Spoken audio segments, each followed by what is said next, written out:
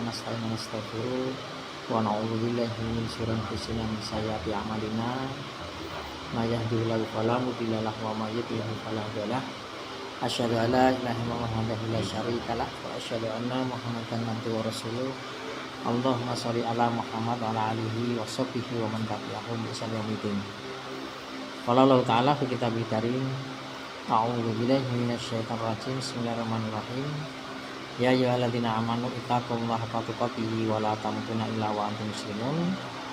Ya ayyuhan nas ittaqu rabbakum alladzi khalaqakum min nafsin wahidah wa khalaqa zawjaha wa batha minhuma rijalan katsiran wa nisaa'a wattaqullaha alladzi tasaaluna bihi wal arham innallaha kana 'alaikum raqiba.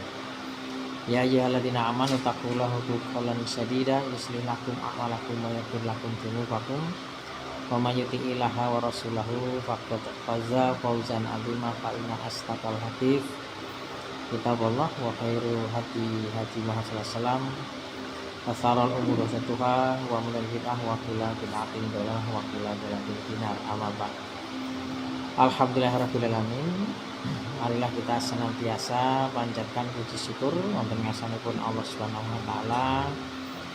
Mugi syukur iman lan takwa kula panjenengan sedaya sehat longgar dan kula panjenengan sedaya ditetapkan dalam keadaan iman Islam. Amin. Selanjutnya kita sampai pada hadis yang ke 1559 kita dari Abdullah bin Salam ingkang kirang langkung hadisipun mekaten.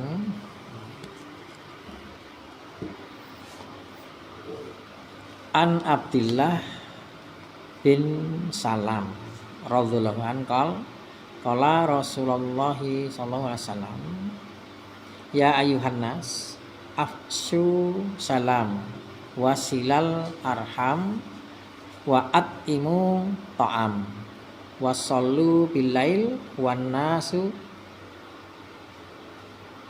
niyam tadkhulul jannah bisalam akhrajahu Tirmidzi wa sahahahu, dan disahihkan oleh Imam Tirmidzi, yaitu wahai manusia ya ayuhan nas siarkanlah salam, afsus salam, dan hubungilah keluarga-keluarga, wasilul arham, dan berilah makan, wa at'imu ta'am, dan sholatlah pada malam ketika manusia tidur, tadkhulul jannah bisalam, niscaya kamu masuk surga dengan sejahtera. Di sini dikeluarkan oleh Imam Tirmidzi dengan dihasankannya hadis menika. Kirang langkung mekaten hadis menika sahih oleh Su'aib bin Armaud berkata hadis ini diriwayatkan oleh Imam Ahmad, Ibnu Majah, Ad-Darimi dengan sanad yang sahih. Hadis ini dinilai sahih oleh Imam Tirmidzi dan Al-Hakim yang telah disepakati oleh Imam Az-Zahabi. Hadis ini juga memiliki syahid dari hadis Abu Hurairah yang dicantumkan oleh Al-Hakim. Yang terpenting dari hadis ini adalah bahwa di dalam hadis ini disebutkan beberapa perbuatan yang terpuji, yaitu barang siapa asus salam, yang menyebarkan salam di antara kaum muslimin dengan mengucapkan assalamualaikum warahmatullahi wabarakatuh, hendaklah salam itu dijawab dengan semisalnya. Memulai salam itu hukumnya sunnah, dan menjawabnya itu adalah fardu. Salam diucapkan di setiap kaum muslimin, baik kepada orang yang engkau kenali ataupun yang tidak engkau kenali. Karena riwayat juga menerangkan, maka tebarkan salam kepada orang yang engkau kenal dan yang tidak engkau kenal. Dua, silaturahim kepada kaum kerabat yang dekat maupun yang jauh. Dan Allah Subhanahu wa taala berfirman memuji orang-orang yang senantiasa menghubungkannya. Dan orang-orang yang menghubungkan apa yang Allah perintahkan supaya dihubungkan. Sebagaimana ia pun telah berfirman mencela dan mengancam orang-orang yang memutuskannya. Dan orang-orang yang memutuskan apa-apa yang Allah perintahkan supaya dihubungkan, orang-orang itulah yang memperoleh laknat atau kutukan bagi mereka, tempat kediaman ada di neraka. 3. Dan berilah makan, yaitu dengan mengeluarkan nafkah-nafkah yang wajib dan sunnah, memberi makan fakir miskin dan orang-orang yang tidak mampu. Allah Subhanahu wa taala juga berfirman di dalam surat Al-Insan, dan mereka memberi makanan yang disukai kepada orang miskin, anak yatim, dan orang yang ditawan. Kemudian juga ada pesan tentang sholat malam. Afdulu sholatu ba'dul faridah, yaitu sholatul lail. Sholat yang paling utama, afdhalu sholat, yang paling utama setelah sholat fardu itu adalah sholat lail. Dan di antara seutama-utama waktunya itu adalah pada akhir malam. Tatkala Allah turun ke langit dunia untuk menjawab permintaan orang-orang yang berdoa dan mengampuni orang-orang yang meminta ampun, Allah berfirman, mereka sedikit sekali tidur di waktu malam. Pada surat Ad-Dariyat 51. Demikian pula Allah berfirman, bangunlah untuk sembahyang atau sholat di malam hari kecuali sedikit padanya, yaitu Al-Muzammil. Juga Allah berfirman, lambung mereka jauh dari tempat tidurnya sedang mereka berdoa kepada Tuhannya dengan perasaan takut dan berharap. Kemudian barang siapa yang telah melaksanakan pekerjaan-pekerjaan yang telah disebutkan, niscaya Allah akan memberikan taufik untuk mengerjakan segala ketaatan dan meninggalkan segala kemungkaran. Dia masuk ke dalam surga dengan selamat. Hadis menika memberitahukan kepada kita bahwa kita dianjurkan untuk mensiarkan salam. Hakikat salam itu adalah silaturahim, menyambung silaturahim. Hakikatnya itu Pak. Jadi tidak hanya sekedar say hello saja, say hello sekedar ada bersapa, tapi makna yang lebih dalam itu adalah menyambung silaturahim. Sanajan di sana ada muatan doa. Assalamualaikum, kan, semoga selamat terhadap engkau, kamu, assalamualaikum. Itu mengandung doa, tetapi yang lebih penting itu adalah silaturahim. Yang lebih penting itu adalah menjaga persaudaraan. Karena sekali lagi saya sampaikan, pokok ajaran Islam itu adalah ada di persaudaraan. Nek dek wingi belajar tentang ketawaduan, maka akhlak itu yang kemuliaan akhlak itu ada kepada ketawaduan. Akhlaknya baik, kayak ini berarti kan kalau kita secara umum kita memandang kan budi pekertinya baik. Tapi kalau sebatas hanya budi pekerti, di sana tidak ada dilandasi oleh kerendahan hati, ketawaduan, yaitu yang berharap hanya kepada Allah Subhanahu wa taala dan bertawakal kepada Allah Subhanahu wa taala, maka akhlak itu ya seperti tidak ada nilainya. Atau begini, prakteknya pun kita memahami begini. Nek awake dhewe kuwi mau tumindake apik, tapi kalau motivasi niatannya itu tidak ada ketulusan, nilai sebuah keikhlasan itu dari ada ketulusannya. Kalau tidak ada ketulusan, suwe-suwe wong kan niteni. Suwe-suwe kan wong niteni. Ketika niteni ya perbuatan baik itu hanya sekedar perbuatan baik, tapi tidak akan mendatangkan rahmat dan barokah kepada kita. Baik itu di dunia, mungkin malah dicela. Atau lebih-lebih di akhirat jelas tidak ada apa-apanya. Maka yang namanya persaudaraan, silaturahim itu, dasarnya silaturahim itu adalah mengejawantahkan sifat-sifat Allah Subhanahu wa taala yang baik. Kemarin sudah kita sampaikan, Allah itu punya nama yang namanya 99 nama, yaitu Asmaul Husna. Asmaul Husna itu kalau kita pahami secara utuh, itu adalah semua termaktub di dalam Ar-Rahman Ar-Rahim. Dalam makna sifat Allah yang namanya Ar-Rahman Ar-Rahim. Kadang-kadang begini Pak, ini megok sidik ya. Kadang-kadang kita belum mengerti, kadang-kadang juga atau salah mengerti juga. Jadi Bismillahirrahmanirrahim dengan nama Allah yang Maha Pengasih lagi Maha Penyayang.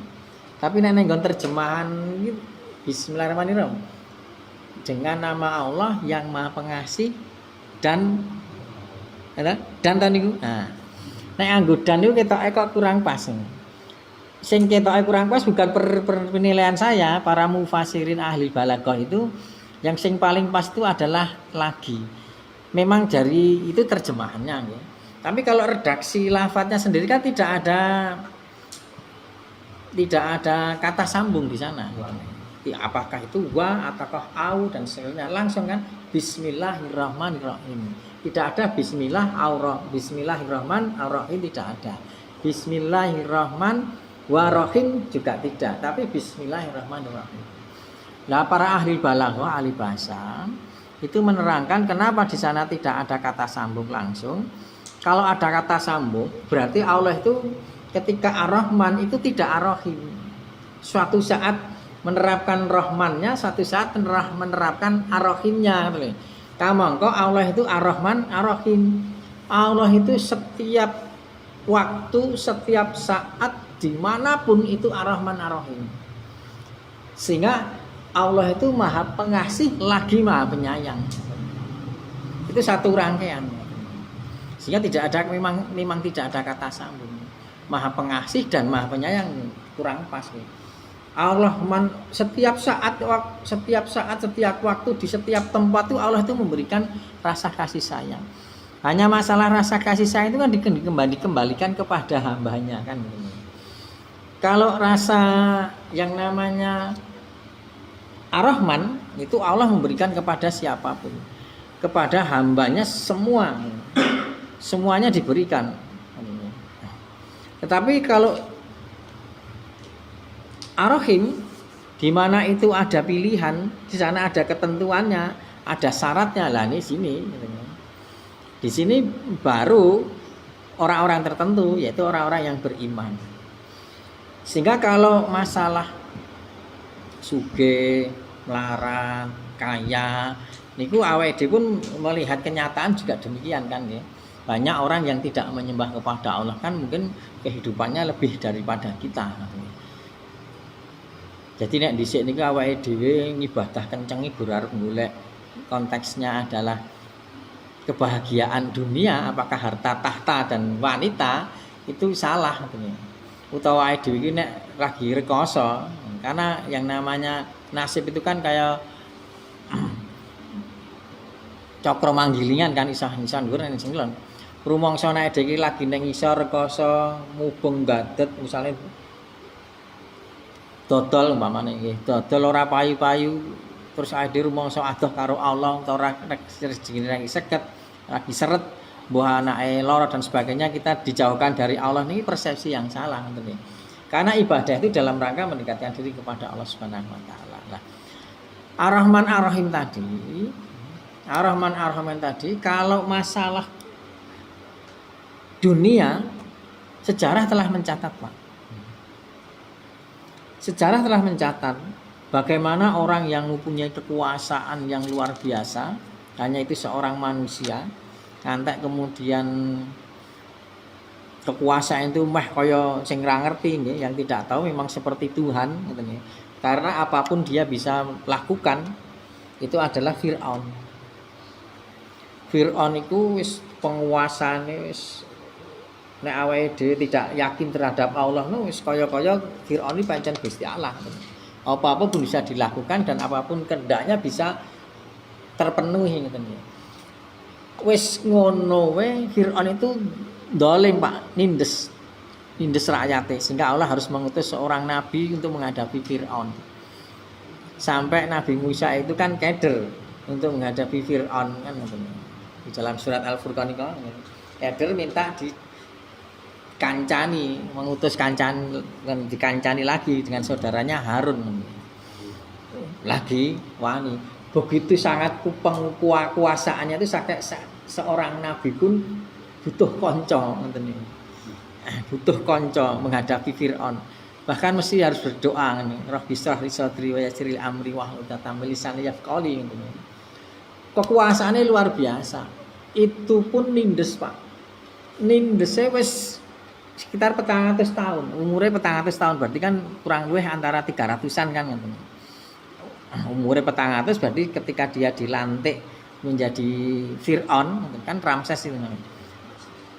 Ramses II kan gitu. Menjadi Fir'aun itu sejarah tidak ada yang memastikan, tapi kira-kira sekitar 15 tahun ke sana. Berarti kan 385 ini ndes, Pak. Nek kanggone awake dhewe kan sosok nyepatani wong tekone kaya setan umpamane. Tekone kaya nyatane niki Fir'aun iki masyaallah. Sing nyeksoi 385 ngoten lho. Nyatane malah karo Allah diberi kekuasaan, Pak. Wis punya kekuasaan, wis duwe kecukupan bondo, wis kecukupan istri. Ya. Jadi salah kalau kita punya persepsi begitu. Demikian juga kita punya persepsi kalau masalah harta itu menjadi tujuan kita, Qarun itu kurang apa? Kalau masalah kepandaian, Haman itu kurang apa? Artinya contoh-contoh itu sudah ada. Sehingga kaitannya di sini. Yang namanya salam itu adalah dalam rangka untuk menjaga persaudaraan. Inti Islam di sini menjaga persaudaraan. Nah, ketika menjaga persaudaraan ini dasarnya itu adalah Ar-Rahman Ar-Rahim. Akhlak kita itu seharusnya mengejawantahkan tentang sifat Allah Ar-Rahman Ar-Rahim. Nah, akhlak itu ketika mengejawantahkan Ar-Rahman Ar-Rahim itu harus atas dasar ketawaduan agar kita mulia. Karena ketawaduan itu adalah cermin dari sebuah keikhlasan. Orang yang ikhlas tulus kepada Allah kok solah bawane kemudian perangainya, tabiatnya itu tidak menunjukkan ketawaduan, keikhlasannya dipertanyakan. Ade urus banyak mudharasa, janjane aku wis ikhlas apa urung kok ijek gleleng, kok ijek kemaki ngoten lho. Ijek gembedhe barang ngoten nggih. Karena kalau orang ikhlas mesti tawadu. Tapi kalau pembawaan tawadu yang namanya misalkan lemah lembut itu belum tentu terlahir dari sebuah keikhlasan. Karena itu kan hanya perangai, Pak. Perangai itu kan kaitannya dengan tabiat. Iki mau alus, nek perangane wong iki pendiam, ya pendiam, Pak. Dilatih kon kaya ngene tegas ya tetep pendiam, ning tetep tegas iso. Kalau karakter itu bisa dirubah, baik itu dengan pelatihan atau pendidikan. Sehingga pendidikan karakter itu betul memang berkaitan dengan pendidikan mental dan sebagainya itu bisa dibentuk, sehingga ada pelatihan pendidikan. Dan banyak di Indonesia juga begitu kan. Misalkan di Akmil, di Akpol, di STTPDN dan seterusnya itu kan ada pendidikan. Tapi sekali lagi itu hanya masalah normatif kan di sana. Pendidikan karakternya juga hanya sebatas normatif saja, tapi mental spiritualnya yang kadang-kadang perlu digembleng juga nih. Walaupun di sana ada nih, tentang mental spiritualnya itu ada. Dan pendidikannya bagus. Dan saya pernah merasakan juga kan, karena saya pernah di Magelang. Pembentukan dari karakter dari pendidikan di Akmil itu luar biasa. Tentunya Akpol juga, STTPN juga nih. Tapi berapa banyak lulusan di sana berkaitan dengan karakter nih, bukan berkaitan dengan tabiat. Nek tabiat ora iso bilang, sing jenenge pendiam, sing jenenge ceria ya ceria, dan banyak juga kan setelah menjadi jenderal nyatane ya korupsi, jadi jenderal nyatane malah jadi backing dan seterusnya banyak. Kembali tadi ada karakter. Karakter ini kembali kepada hati lah. Hati ini kan kaitannya dengan akhlak, runtutannya akhlak nih, itu harus mencerminkan rasa kasih sayang. Rasa kasih sayang itu harus terlahir dari ketawaduan terlahir dari sebuah keikhlasan. Intinya di keikhlasan. Nah, untuk melihat kita itu sudah ikhlas atau tidak, walaupun kita tidak dalam rangka untuk menilai, memastikan kita itu ada di mana, hanya untuk mengukur saja. Itu ketawaduan. Seberapa jauh karakter tawadu kita itu bagaimana, itu keikhlasan. Nek tawadu pasti kita akan terlahir sifat rasa kasih sayang. Sifat kasih sayang. Sifat kasih sayang itu yang paling menonjol neng menungso itu adalah dia setiap pergaulan, setiap permasalahan orientasinya adalah perdamaian. Orientasinya adalah persatuan. Orientasinya adalah paseduluran. Orientasinya adalah silaturahim. Masalah apapun harus orientasinya ke sana. Sampai ada ancaman kan katanya. Layat kulul jana kotiun kan. Orang bakal mlebu swarga nek orang itu masih ada perselisihan. Tapi kadang-kadang kita juga salah persepsi, Pak. Salah persepsi. Bahwa yang namanya persatuan, perdamaian itu harus sama. Ini fitnahnya hari ini di sini. Fitnahnya zaman sekarang itu orang memandang bahwa yang namanya persatuan, perdamaian itu harus sama. Kenapa? Iya, karena Allah Subhanahu wa taala telah napa jenengan dengan surat Al-Maidah nika telah berfirman, dan ayat itu diabadikan di dalam surat Al-Maidah 48 yang berkaitan dengan bahwa yang namanya perbedaan itu sudah menjadi sunatullah. Artinya kita tidak bisa mengelak dari sebuah perbedaan. Tetapi perintahnya yang paling baku bukan berbeda. Likuli ja'alna minkum sir'atan minhajan.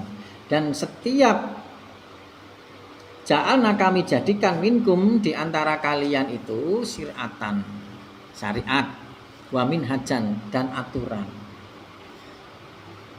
Jadi awake dhewe iki nek arep urip tanpa ada permasalahan, gampang ngene. Permasalahan mesti harus ada aturan. Ora iso sak karepe dhewe. Harus ada syariat. Kalau kita ya pakai syariat. Nah, untuk sampai kepada syariat harus ada manhaj.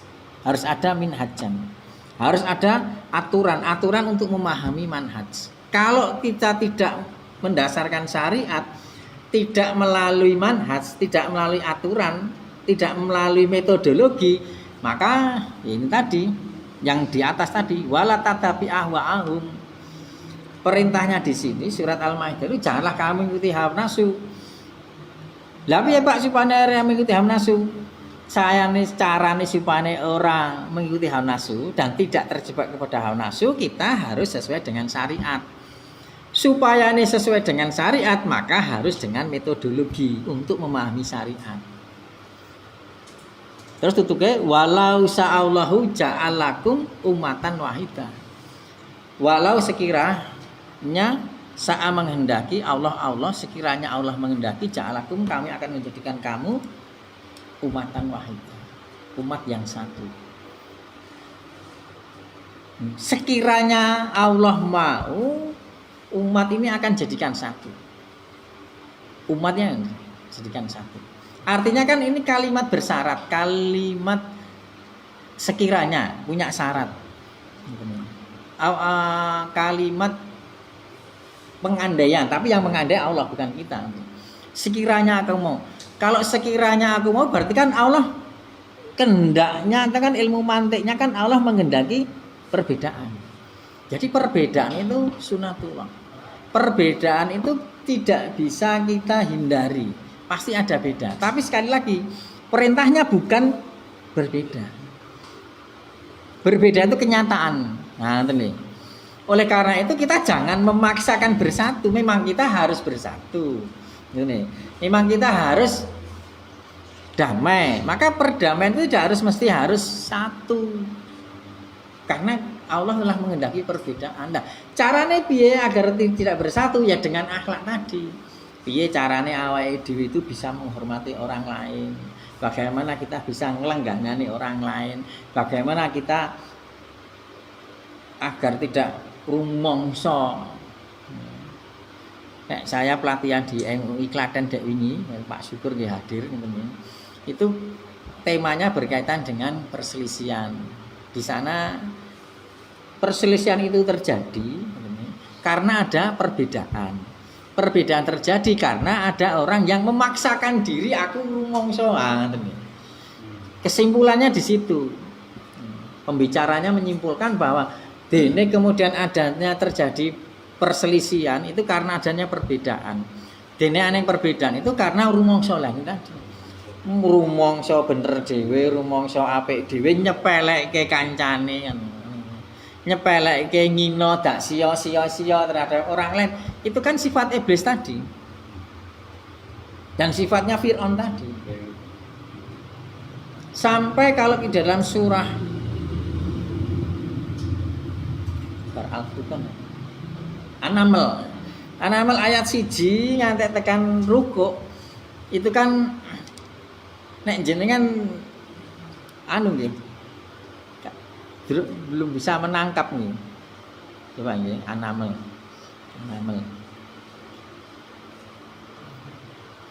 Surah kita bicara tentang surah ini. Qasin tilka ayatul Qur'anil wa kitabim mubin. Ini ayat 1 sampai ruku ini bicara tentang apa? Bahwa Al-Qur'an ini satu kitab yang menjelaskan tentang kebenaran dan bicara tentang kitab. Ketika kita bicara tentang kebenaran kitab Al-Qur'an yang diceritakan di satu ruku itu adalah kisahnya Nabi Musa alaihissalam. Kisahnya Nabi Musa alaihissalam. Artinya bahwa kebenaran itu dibuktikan buktine kisahnya Nabi Musa alaihissalam. Kisah Nabi Musa alaihissalam. Semangatnya di sini adalah pembuktian tentang kisah Nabi Musa alaihissalam. Sing Fir'aun ki mau apa? Sombong. Di sini. Sehingga dia menolak kebenaran. Dia tidak berakhlak karena ada melampaui batas mufsidin di akhir rukuk di situ ini. Pada sebelum surat An-Naml di sana ada Asy-Syu'ara. Asy-Syu'ara pun juga bicara tentang Nabi Musa, kisah Nabi Musa juga. Tetapi surah Sanibasa didahului dengan kisah orang musyrik. Artinya setiap kisah yang ada pada Nabi itu semua narasinya, diksinya sama, Pak. Dan temanya sama dan intinya sama. Tapi kadang-kadang diulang-ulang. Di Al-Baqarah ada, di surat Al-Anbiya juga ada, di Syu'ara ada, ini juga diulang-ulang. Tetapi sana kontekstual, konteksnya dengan surat An-Naml tadi berkaitan dengan meneguhkan tentang Al-Quran ini benar. Terus diceritakan Nabi Musa. Terus alasannya kenapa cerita Nabi Musa? Loh buktinya Nabi Musa kan ada kisah yang benar. Apa? Kenapa orang yang Al-Quran ini benar kok eneng sing maido? Karena apa? Contohnya Fir'aun. Fir'aun apa? Sombong, melampaui batas. Nah, nek Asy-Syu'ara orang musyrik. Kenapa orang musyrik diceritakan kisah Nabi Musa? Karena kemusyrikan itu adalah dzulmun azim. Buktinya apa? Fir'aun menyatakan apa? Diri saya adalah anak Rabbukal A'la. Innahu tagha, sunya Fir'aun tagha. Wah, artinya semua itu menunjukkan sesuatu yang tidak ada akhlaknya. Karena tidak berakhlak, tidak mengejawantkan tentang rasa kasih sayang. Nah, rasa kasih sayang itu di kehidupan sehari-hari yaitu tadi terlahir karena rasa seperti Fir'aun tadi, melampaui batas, sombong. Melampaui batas dan sombong dan ngino wong. Terus gedhekke awake dhewe. Nah, rasa kasih sayang itu awake dhewe, Pak. Rasa kasih sayang itu ketika melihat orang kita itu melihat sesama, mana tembungnya ada sesama gitu nih. Sehingga ketika kita melihat teman kita gitu nih, Itu persepsi kita itu adalah mengejawantahkan rasa kasih sayang. Jangan sampai ada penghinaan, jangan ada sio-sio, dan jangan sampai merasa unggul. Di situ letaknya. Prakteknya jangan sok nuduh. Nuduh itu padha karo Firaun mau. Nek dhewe iki arep mengejawantahkan tentang ajaran agama. Kenapa ajaran persaudaraan itu? Karena wong ki mosok rumangsa terus gampang nuduh, ngecap, ngarani, dan ini yang jadi permasalahan. Fitnahnya hari ini begitu, dan masalah tuduh-tuduhan ini tidak melanda kita saja orang awam, ustadz pun begitu. Antar ustadz satu dengan yang lain saling tuduh-tuduhan gitu nih. Mungkin ora sak ustadz, sak masjid wae mungkin kan begitu loh. Masyaallah. Kalau di Muhammadiyah Pak, ini kan kita harus tahu kalau di Muhammadiyah, di PHI-MGM ini sudah jelas Pak. Kadang mau tinggal ngetrepke. Ini ya angel wong dari. Kita emang dari ngetrepke ini. Itulah pentingnya gitu nih. Tak bacake poine sampai 8 ning butuh penjelasan nek diwaca ya guru siji ngantek 8 ngoten tok. Maksudnya apa perlu penjelasan. Sudah masuk kepada bab setelah pendahuluan ya. Pandangan Islam tentang kehidupan tapi ditulis di kitab Pedoman Hidup Islami Muhammadiyah. Artinya pandangan Islam oleh Muhammadiyah. Apa yang dimaksud oleh Islam oleh Muhammadiyah? Ngoten nih. Di sini. Siji, Islam itu agama yang menyerahkan diri kepada Allah, satu tauhid. Tauhidnya di sini konsepnya adalah penyembahan, Pak. Penyembahan. Bukan gerakan politik. Islam memang ada politik, tetapi politik itu harus di bawah dakwah. Jangan sampai politik di atas dakwah. Nek politik di atas dakwah, awake kula ngeten iki mung arep golek masa. Mung arep golek kanca utawa arep golek kon nyoblos.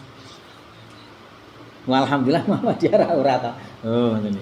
Masalah dhewe golek kanca, ning bareng golek kanca ra gur arep di Muhammadiyah itu awake dhewe bermuhammadiyah itu bukan dalam rangka mengelompok. Tapi konsekuensi logis, konsekuensi dari amar ma'ruf nahi munkar, kita butuh jamaah. Kita arep amar ma'ruf munkar ngeten iki nggih. Nek ora ning Mas Gopir, ora ning Mas Margono, ora ning Mas Joko, ora ning kula ngeten, utawa kula dhewe ngaji dhewe ning ra ning jamaah niku piye? Wis napa apa disiarke tok ae ra ning wong. Aku kula ngaji ngono, ha ngene to jenenge. Ora ning jamaah kula ngomong-ngomong dhewe sepenting disiarke ngono Pak. Lucu. Maka butuh kerjasama. Dari kerjasama terus ngentaski kemiskinan, ngentaski dan sebagainya ini. Ini Pak. Jadi awake dhewe kula sebut nggih ini karena ini kajian nggih, tapi sekali lagi bukan dalam rangka menjelekkan, bukan dalam rangka menyesatkan, bukan dalam rangka memunafikan atau tidak. Mulane dhewe beda karo khilafatul muslimin, Pak. Gerakan dakwah itu tidak dalam rangka untuk mendirikan khilafah. Khilafah itu sistem Islam, ya. Tapi bukan yang lain, bukan sistem Islam. Jadi masalah begitu loh. Kenapa harus dipaksakan khilafah?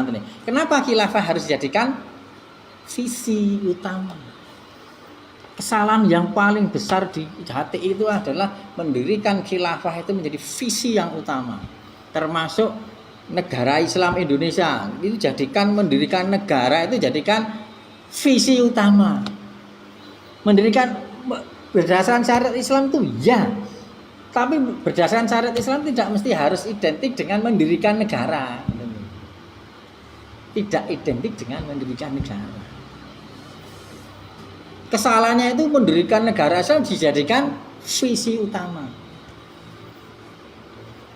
Misalkan mana lagi? Islam Jamaah. Islam Jamaah itu mendirikan visi utama adalah bagaimana orang itu berjamaah. Dalam konteks berjamaah itu masuk ke kelompoknya. Visi utamanya itu. Jadi wong kuwi akan selamat kalau dia masuk ke suatu jamaah atau kelompok. Visi utama tidak. Kalau di Muhammadiyah visi utamanya adalah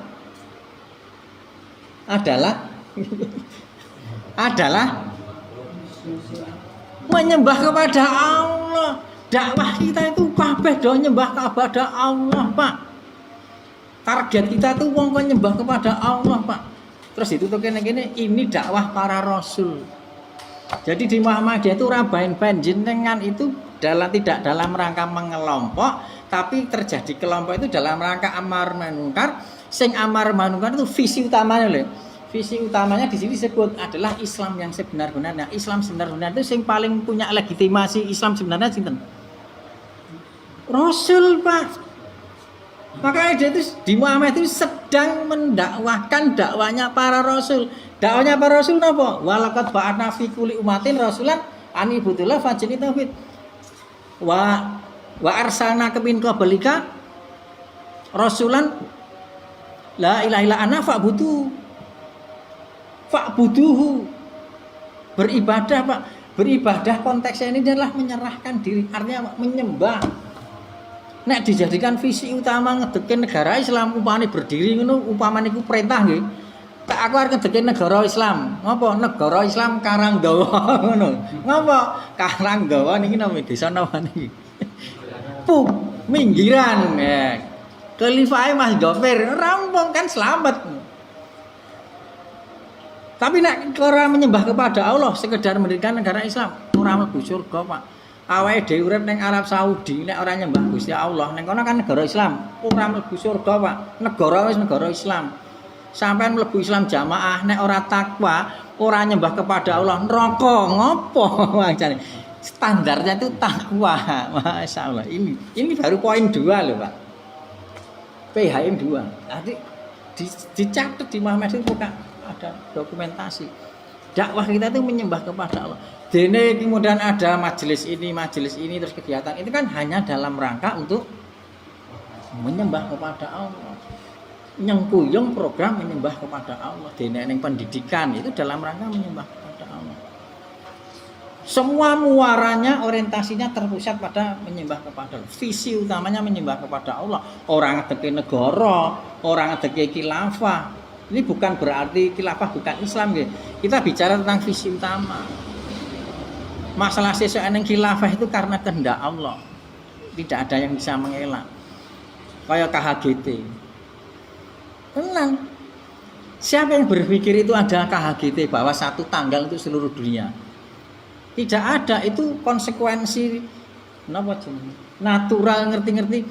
Ternyata ditemukan ilmu Muhammadiyah kan kecelek. Dulu mempertahankan tentang wujudul hilal. Aku nang ndi tekan ngendi yo menerangkan tentang wujudul hilal ngantek wah berapi-api. Ternyata kan saiki diwujud di sini KHGT.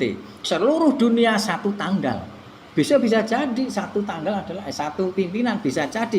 Tapi kan itu bukan perintahnya ngeten lho. Perintah utamanya adalah menyembah Allah. Masya Allah. Ini mulai ayat dhewe ning Muhammadiyah kudune semangat kon nyembah Allah. Lah carane piye sesuk nah itu wis rampung. Ngoten ya. Niki gali perak iki kan nggon persaudaraan gitu. Katen ngaten kula enten kiraipun langkung kurang mejubono. Nyuwun pangapura matur nuwun. Assalamualaikum warahmatullahi wabarakatuh.